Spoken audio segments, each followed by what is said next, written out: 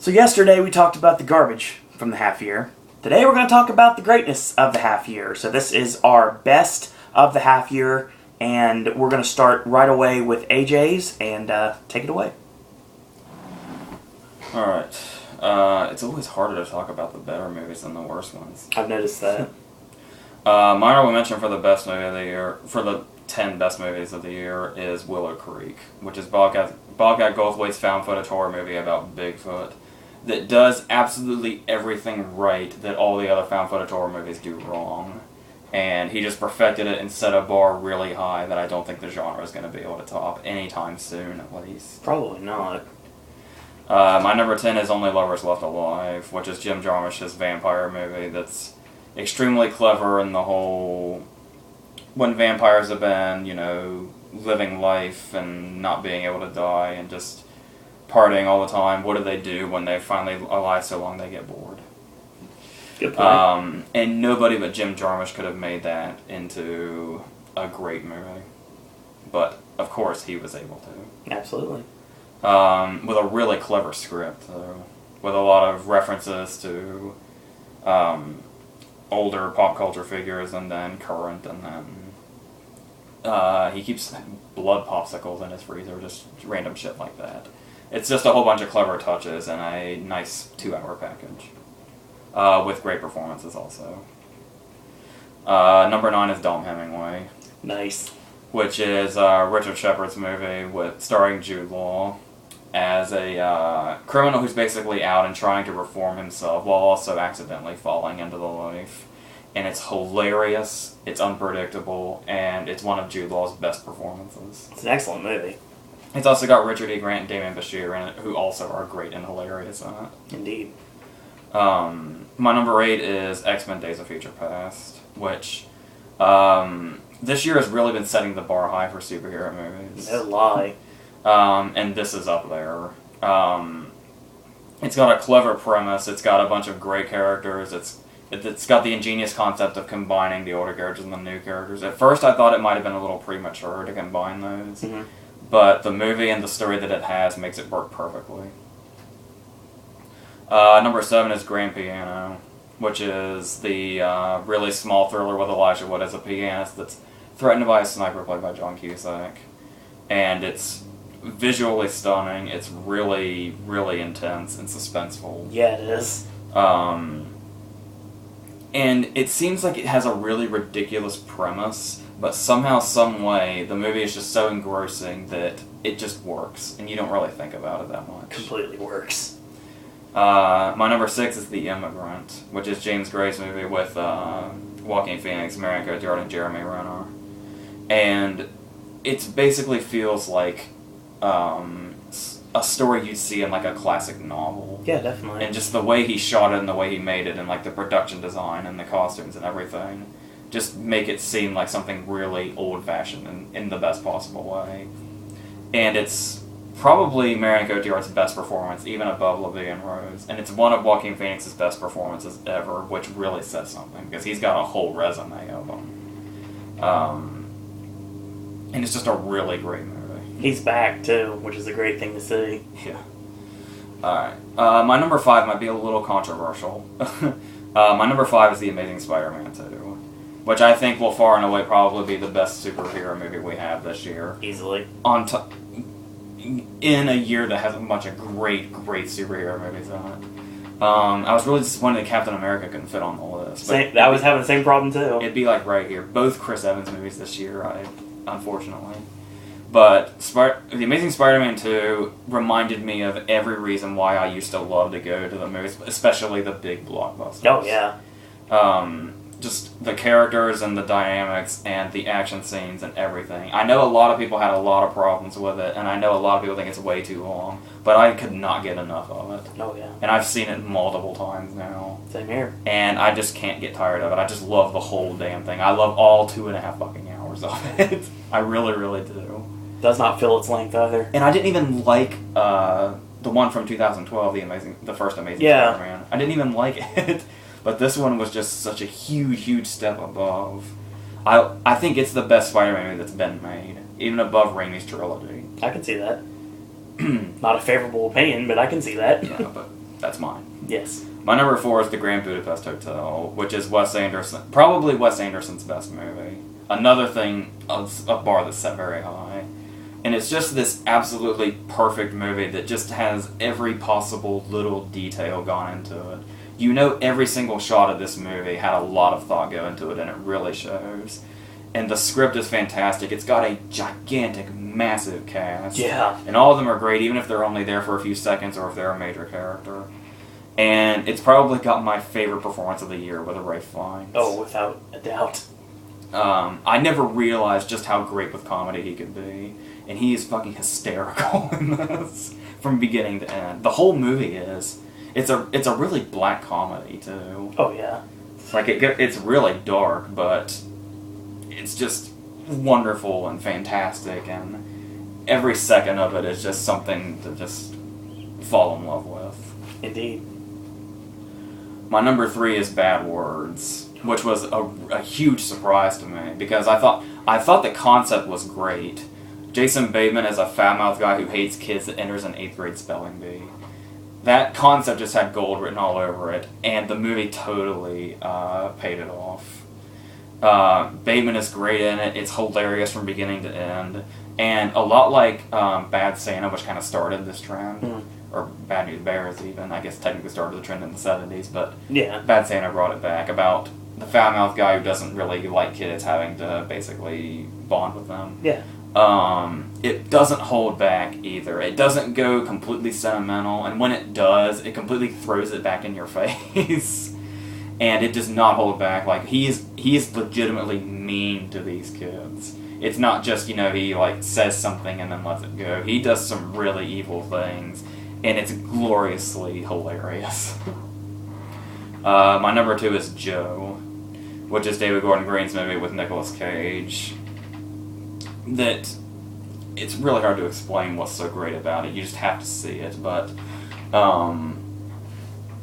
it's one of Nicolas Cage's best performances in a long time. I'm one of the people that's always loved him. I don't care if he's going completely over the top and going just absolutely insane. Whatever he's doing, I'll take his word for it that that's what needed to be done. But here he's really, really subdued and plays a really, really real character. The whole essence of this movie is just totally authentic. And especially Gary Poulter, the actor that they just found, that unfortunately died right after filming. That's a crazy performance. Is so scary in this. Yeah, he is. And the movie is so unpredictable and just one scene, it seems like it's going one way and then just goes in a totally different one and completely catches you off guard. And the whole movie is just really, really great like that.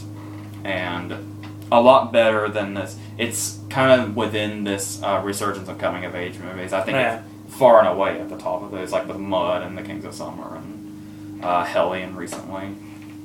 Once again, it's something that movies in that genre are really going to have to work hard to try to surpass. And of course, obviously, the best movie of the year, and it's going to be... Normally, I love to keep an open mind, but it's really hard to imagine this is going to be passed. I don't think you're going to get a... I know how you are. I don't think this movie's going to get passed anytime soon. Obviously, the best movie of the year is The Raid. This movie is so fucking insane. Yes, it is. And it's 2.5 hours of just... It just pulls you in and takes you on this wild-ass ride and does not let you go until it's over. Yeah. And like I said, basically the best way to describe it is imagine if Tarantino made The Departed. It'd probably be something like that. But it might even be even more insane. And just when you think one scene is going to be the movie's peak, it just keeps topping itself over and over and over again, and every scene is more outlandish and awesome than the last one. And the storylines they might seem a little basic, but honestly, when you step back and look at them, the storylines are like Shakespearean almost. Yeah. And it's just a fantastic, perfect movie, and it's not very often that I say movies are... I mean, you can say a movie is practically perfect or almost perfect. You don't actually say a movie is perfect very often. I think this one might be, and I seriously cannot wait to see it over and over and over again. All 2.5 hours of it. Yeah. Okay. My list actually changed a bit in the last couple of days because I rewatched something and I watched something, so we'll go with that. My number, I guess we call it number 11 in this case, since we're doing the top 10, would be Jersey Boys. I know you're not agreeing with me on that at all. This is like Gatsby of last year. Because you didn't agree with me on Gatsby either, so we're going to go with the same mantra. I will say that I really like the music of Frankie Valli and the Four Seasons, and I was definitely, along with everyone else in the theater, like singing along and like mouthing the words. I really like the movie. Yeah, it's a little bit familiar, but I like it a lot, and I will say right now that Clint Eastwood as an actor, I've never been the biggest fan of sometimes, but Clint Eastwood the director, it's a completely different story. I know most people would probably agree with one of those and not agree with the other one, but still, I really like the movie a lot. And I really like the Joe Pesci thing. I didn't even know that at all going in. My number 10 is The Immigrant. And it took me a bit to watch this movie, and I'm very glad I did. And once I found out about one thing, I was hooked from the beginning. AJ told me about this. 3 words: Orlando the Magician. Yes, Jeremy Renner's character, obviously everyone knows about my love for magic and my love for Orlando. So yes, put them together in one movie, bingo. And Jeremy Renner to boot. Jeremy Renner is awesome in this movie. He's so underrated in movies like American Hustle, because obviously a lot of people are playing up the rest of the cast. I mean, Jay Ren's amazing. And, you know, Hawkeye's a great character, even though they really don't let him do much. That episode of Louis recently. The episode of Louis you were referring to, yeah, exactly. I really like this movie a lot. It's really old-timey. It's done in the right way. Joaquin Phoenix is awesome in every way possible. I love The Master, and I know AJ didn't, but, I mean, this movie was really, really good and really intense in places as well. I liked it a lot. My number 9 is X-Men Days of Future Past, in a year that superhero movies have been very dominant and still will continue to be for the rest of the year.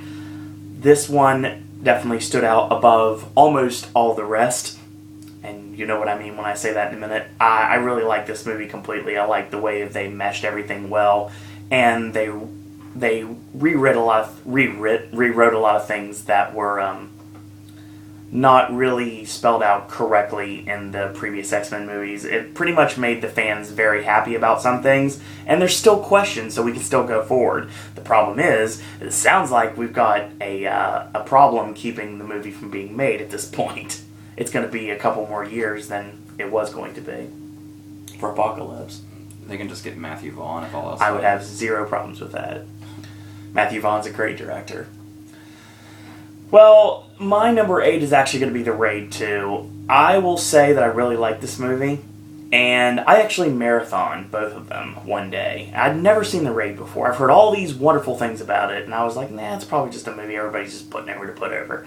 No, not at all. The Raid is awesome. And The Raid 2 is 10 times better. This is a movie that actually got me, somebody who kind of gets bored at action sequences most of the time, to just sit there and enjoy a nice fight between 2 guys. That's it. That's all it is. It's just them fighting. Many times. many times. It's just 2 guys, like, just fisticuffs between 2 guys, and it's so amazing the way it's shot. It's such a brilliant movie. And it's got the story to back it. That's why it makes it so... It flows so well, too, and it does not fill its length whatsoever. A lot of things I can say this year did fill its length, and I'm sure the rest of the year will be the same, but this movie does not whatsoever. My next on the list is a movie that I was wondering if I was going to put on here, but I decided to at the last minute. My number 7 is going to be Chef. I really like this movie a lot. I really like Jon Favreau in this movie a lot, and even though he kind of did look a lot like Louis C.K. a bit during the movie, I would say just some of the promotional stills I've seen, and there's a couple of scenes in the movie he does come off looking like Louis C.K. The movie's really good, and it was something I never thought we would get in a million years at my theater that I work at, but I will say that it was really awesome, the fact that its distributor kind of made that happen. Since a long time ago, Regal purchased Open Road, and that's the reason why we get these Open Road movies that we probably wouldn't have gotten otherwise. It's probably where we're going to get the Fluffy movie, too. That's Open Road. So, my number 6 is Bad Words. There was a time frame that every week AJ would call me and say, I found the best movie of the year. And I'm serious, it was getting really, really like crazy. Every week we have like, this is the best movie of the year. No, next week, this is the best movie of the year. Well, this is one of those movies and it stuck with me. Jason Bateman and a spelling bee. I mean, come on, that's recipe for greatness right there. And it's really funny. It's crude in the right ways, and I can't really say that very often about crude. Crude, it has to work for me in order for it to make me laugh. Yeah, this movie, constant laughter. I didn't mention it when I talked about it, but in case you didn't know, he's also the director. Yes. Well, my list changed greatly after watching this next movie that we actually just talked about yesterday. And my number 5 is Enemy. Something about this movie just got me. Like, there's 2 Hitchcockian style movies that are on this list. This being the first one and one coming up a little bit later. This just one of those movies that you have to pay attention to. And there's sometimes I just can't like get my mind to stop racing long enough for me to do that and pay attention to a movie. I kind of just like zone out and whatever becomes whatever. But in this movie, I was in from the second that it started. And I was thinking, like, this is interesting. I was like, wait a minute, is this going to take this turn? Is it going to take this turn? I was like, what's going on with the spiders? It's just, seriously, it was just awesome from moment to moment. And we didn't mention it in the review, but when he shows up at the talent agency to try to find the actor in question, when the guy pulls him aside, he's like, hey, I really like to go back there again. I was like, I'd really like to go back there again. They got new keys, but I'm on the guest list. I'd really like to see where they would have went with that, but that's probably left up to your imagination, what's going on in that underground CD club. But yeah, Enemy is amazing, and Jake Gyllenhaal just phenomenal in this movie. So my number 4 is The Amazing Spider-Man 2, and you know what? Unlike AJ, I did like Mark Webb's version of Spider-Man. Obviously, I'm a Mark Webb fan from 500 Days of Summer. Personally, I don't care when it comes down to it. I think he made a really good Spider-Man movie. Now, I'm not exactly sure about Kirk Connors as the villain, but I mean, it somewhat worked for me. This, on the other hand, completely different. Dane DeHaan in this movie is phenomenal. And Andrew Garfield is the true version of Spider-Man. I've realized that watching this film. So many things that Tobey Maguire would never do, so many directions he would never go, and so many emotions he would never utilize in order to make his Spider-Man the definitive one. And I really love this movie. Seen it numerous times, and it never gets old, ever. My number 3 is Joe. Yeah, I'm telling you right now, I mean, I wasn't sure I was going to put this so high, but it's just such a great movie. And it's done so well. Like, the coming-of-age films, like, I love The Kings of Summer, and Mud was okay, but I mean, this movie, yes, it is the definitive one, and at least will be for a long time to come. Nicolas Cage in this movie is incredible. Absolutely incredible. I mean, he raises the bar to levels that he's never been at ever in his career in this movie, and it's just so great. Ty Sheridan's really good in this movie, too. And, yeah, it's just such an incredible film that if you haven't checked it out, please do. My number 2 is a movie that almost was number 1, and if I wouldn't have seen number 1, it would have easily been number 1, because this is a movie that still sets with me, and I think that this is one that's almost guaranteed to make the list for the rest of the year because it's so great. My number 2 is Grand Piano, and I'm telling you right now, I've told everyone about this movie, and it's so awesome. It's so, like I said, the Hitchcockian line a lot of people brought up. It's such a great movie. It's such an interesting concept. And obviously, I'm going to have to bring up Alex Winter in this movie, too. And he's creepy, too. That's the great thing. I mean, he's not just there for a couple of lines. He actually means something in the movie. And Elijah Wood has had a nice resurgence of his career with this and Maniac, and it's just like he's come such a long way since The Ring, so he's become a lot better actor for it, like Daniel Radcliffe has done since the Potter series, and he's got Cooties coming this year, too. Exactly. My number 1 of the year, and I don't see it changing anytime soon, is Wes Anderson's The Grand Budapest Hotel. Oh my god. I am a cat lover. And everyone should know this. I'm a cat person, but obviously I can't have a cat because obviously my living quarters don't allow me to do so. But I would if I could. That being said, there was a scene in this movie that a cat gets just willy-nilly thrown out a window and actually made me laugh hysterically. This is the genius of Wes Anderson, to get someone like me to laugh at this. This also involved Willem Dafoe, mind you, who pretty much punched his ticket with me with Antichrist.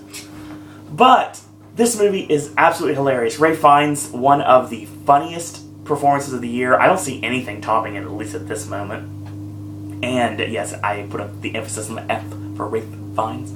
So I also want to say that he's come a long way since Harry Potter as well. One of the most evil people, so much you don't even dare speak his name, and he's hilarious in this movie. Who knew he would do so well with comedy? And a really awesome casting. I love to see people like Bill Murray, obviously people that have been used in the Wes Anderson movies. Bob Balaban, I have to mention him, obviously, because it's me we're talking about here. And once again, I have to say that I was really disappointed with the last time I saw those two in a movie, and that's The Monuments Men. And it was one of my most anticipated movies, like, forever and ago, and such a letdown for me. But in this movie, their cameos worked really well and helped progress the story. So yes, my number one is The Grand Budapest Hotel. Best and worst are out of the way. Tomorrow, what are we anticipating for the rest of the year? Find out tomorrow. And also tomorrow, a brand new Versus. Check that out, and that's pretty much the video. So AJ, any parting words?